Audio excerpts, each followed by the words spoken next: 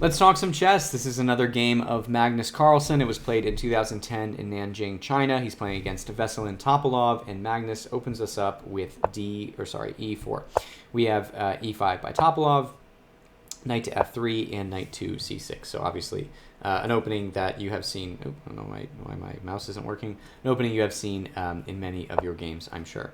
Magnus plays bishop to B5 to Rui Lopez, and here Topalov responds with the Morphy defense. So A6 attacking this bishop, forcing it to make a decision, and Magnus just retreats it to A4. We have knight to F6, again, very normal stuff. Magnus castles kingside, bishop to E7, and now sort of the first non-book move, D3 by Magnus, opening up a lane for his dark squared bishop to join the game, if it so chooses. We have B5 by Topalov, kicking this bishop away, but allowing the bishop to get to B3, where it is quite powerful and will be an important factor, especially because it looks like Topalov is going to have to castle kingside. Here we have D6 by Topalov, opening up another avenue for his own light squared bishop, and now A4 by Magnus, wanting to sort of open up the queen side now that his king is safely castled away on the king side. We have rook to B8 by Topalov. It looks like he doesn't want to be part of any rook exchanges on A8 if the A file opens up, and of course it does. Magnus takes on B5, Topalov takes on B5, and now you have no rook attacking rook on A8 because the rook is on B8 instead. So knight B to D2 by Magnus, nicely connecting these two knights, and Topalov castles kingside here, tucking the king away to safety. Magnus brings his rook to E1, standard move in the position when you castle kingside, getting a little bit more breathing room for the rook, although this center is pretty clogged up as of now, but maybe it'll open up, who knows, and Topalov completes development with bishop to D7. Here Magnus plays C3, and in my opinion, a very Magnus move. He has all his pieces all pieces but the bishop developed, he's castled, and now he's just going to slowly start to build his position, push his pieces forward. Not going to make any sudden moves or any crazy sacrifices, but wait for his opponent to make a small mistake, and then sort of just boa constrict the position until he gets a win. That's sort of how I view Magnus' style. And here, the sort of first small inaccuracy, rook to A8 by Topalov, and it's just a little bit, sort of excessive to waste two moves kind of moving the rook around when he could have just kept it on A8 the whole time. Magnus takes on A8, queen takes on A8, and now D4 by Magnus. And you couldn't have kept the rook on, A8 the whole time. I know this file opened up, but the point is it's just a little bit unproductive to use two moves on this rook, sort of just to trade it off on the back rank. So anyways, Magnus plays D4, striking in the center. This was the idea behind C3, adding support to this D4 move. And now Topalov just plays H6. Not always good to move your king's pawns without a clear threat. Maybe he has, he can envision that Magnus is going to move this knight, which actually turns out to be correct, and he doesn't want the bishop coming to G5, but there's probably a better move in this position. But in any case, Magnus does move his knight to F1. He wants to reroute it to G3 and get it closer to the enemy king, and here we have rook to E8 by Topalov. Magnus brings his knight to G3 as planned. Queen to C8 by Topalov, lining it up with the bishop, getting it closer into sort of the activity of the game. And now knight to H4 by Magnus. And these knights are going to be a problem. They're in sort of nice square. Both of them are threatening to come to F5, which would be a great square to control, or sort of for the knight to land on, attacking these two pawns. So it's always nice when you sort of have your knights in really tight spaces and they're controlling the territory around it. This is also the idea behind queen to C8. You're preventing the immediate knight to F5 because then bishop takes, pawn takes, queen takes. So, that was the other reason for that. But now Magnus has two knights that can come to F5. So, even better, two knights for the price of one. We have bishop to F8 by Topalov. If a knight does come to F5, it will be threatening the bishop on E7, so you don't want to give up a bishop for a knight, so he retreats the bishop. But now Magnus jumps into it anyways with the knight, knight to G6. And it looks like this is a blatant sacrifice, but it's not, because don't forget about that bishop on B3, pinning the pawn to the king. Remember, Topalov sort of forced this bishop to B3 by playing A4, and now it's working out for Magnus because it's not allowing the pawn to capture the knight.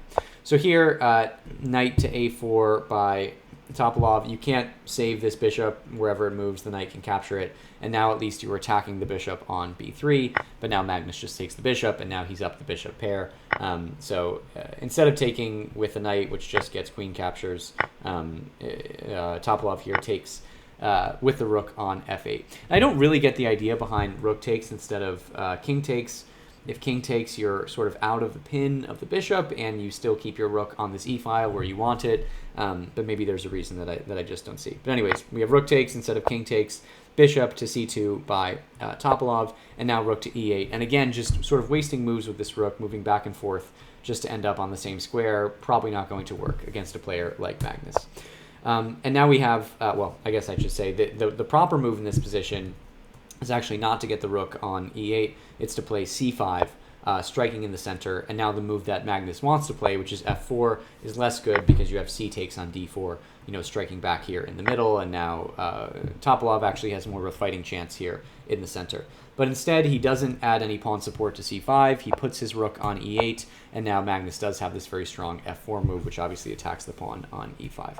So here, Topalov has a little intermezzo. He plays bishop to g4, attacking the queen. The bishop is protected by the knight and the queen, so it cannot be recaptured. But now Magnus has queen to d3, which sets up a very nice, currently inert, but maybe if this e-file opens up and this pawn can march forward, you'll have this queen and bishop battery really breaking into Topalov's position. So again, just a nice move by Magnus, preparing these future attacks.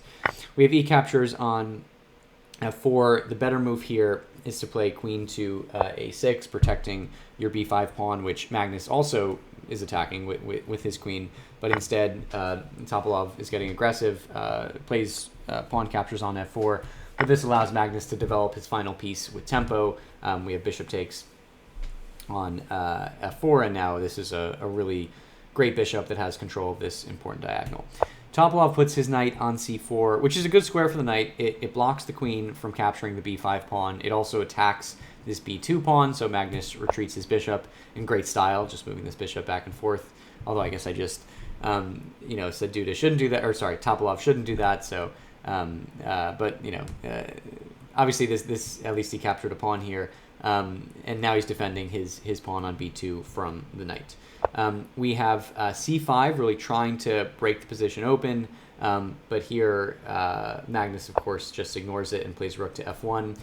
It doesn't look good to capture because then you get queen takes on c5 with check. This looks good, at least just looking at it. I didn't do the line, but doesn't seem like Magnus would want to go into it. And indeed, he just puts his rook on f1.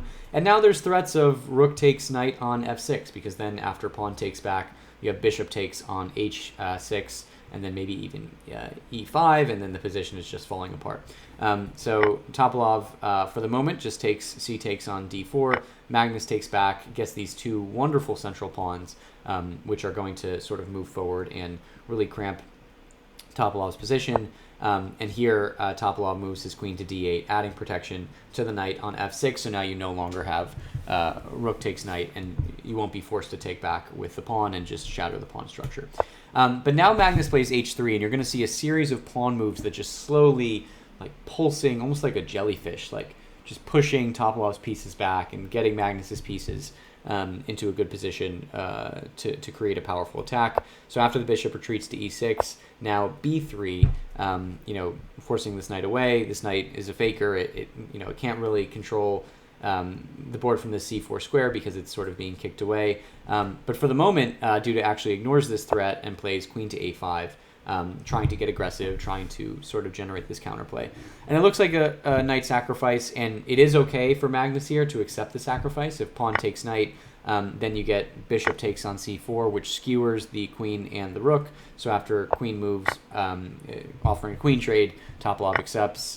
Then you get bishop takes rook, king takes bishop, and now you're up a knight and a bishop for a rook, which is, or I guess even really you're up two bishops for a rook, which is certainly better for Magnus, but Magnus, I'm sure, saw this and realized his position could be even better. So instead of accepting this knight sacrifice on c4, he just plays the very calm king to h2, getting the king extremely safe, you know, Topalov has no dark squared bishop that can sort of infiltrate this position, so the king is safe, and now Magnus can go ahead with his attack. We have knight to h7 here, you know, getting the knight out of harm's way from the rook, I guess. I'm not really sure. And now, again, instead of capturing this pawn, because, again, the bishop captures is still in the position, skewering the rook and the queen, instead of that, Magnus plays, the much sort of more natural e5 move. And now, it's always good to sort of push these central pawns. You're attacking this pawn, but you've also opened up this wonderful battery of the queen and the bishop on the knight on h7. So it was long ago, I think like 10 moves ago, that Magnus put his queen on d3, and we're finally realizing the power of this battery on this powerful diagonal. So really the only option here is to try to block the battery with g6, but now Magnus just plays d5. Not even capturing the pawn on d6, because then the knight can capture back, but d5 just, again, pulsing and attacking this bishop and forcing the bishop away from the square. The pawn is protected by the queen, so the bishop cannot capture back. So here you have to make a decision, and Topalov tries to sort of, again, play a little intermezzo by playing knight captures on e5, and the idea here is that you're preventing the pawn from capturing the bishop because you're attacking the queen, and Magnus has to do something about this. He wants to save his queen. So now take a moment and see if you can find the move that Magnus played. After this move, Topalov resigned the game, so see if you can find that move while I give you a couple of seconds.